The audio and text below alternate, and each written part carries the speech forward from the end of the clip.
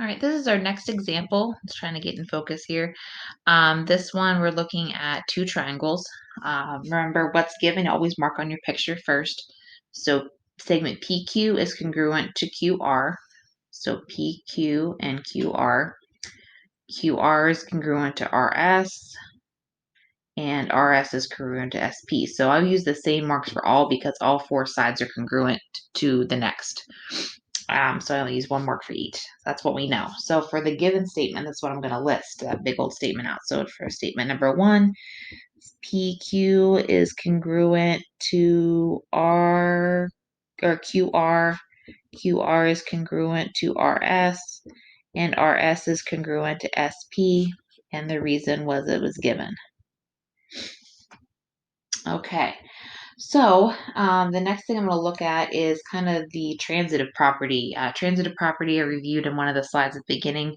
If one thing equals something else and that equals something else. So the example we used to use is if A equals B and B equals C, then A equals C. So if PQ is congruent to QR and they're in the same triangle, then we can say that PQ is congruent to RS because we said QR is congruent to RS. And if PQ is congruent to QR, that means PQ is also congruent to RS. And PQ and RS are the corresponding sides in the two triangles. So we're going to say PQ is congruent to RS because of the transitive property.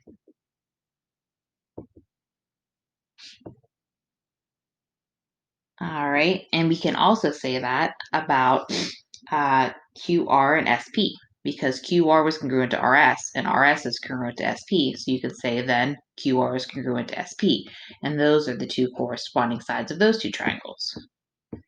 So QR is congruent to SP because of the transitive property.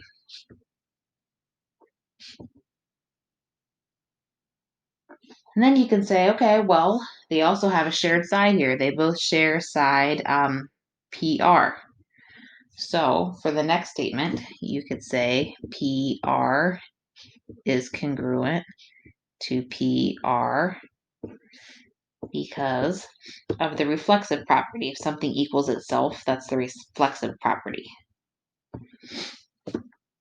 Okay, and then since we know three sides are congruent to each other, side, side, and shared side, that means that triangle PQR is congruent to triangle RSP by side, side, side.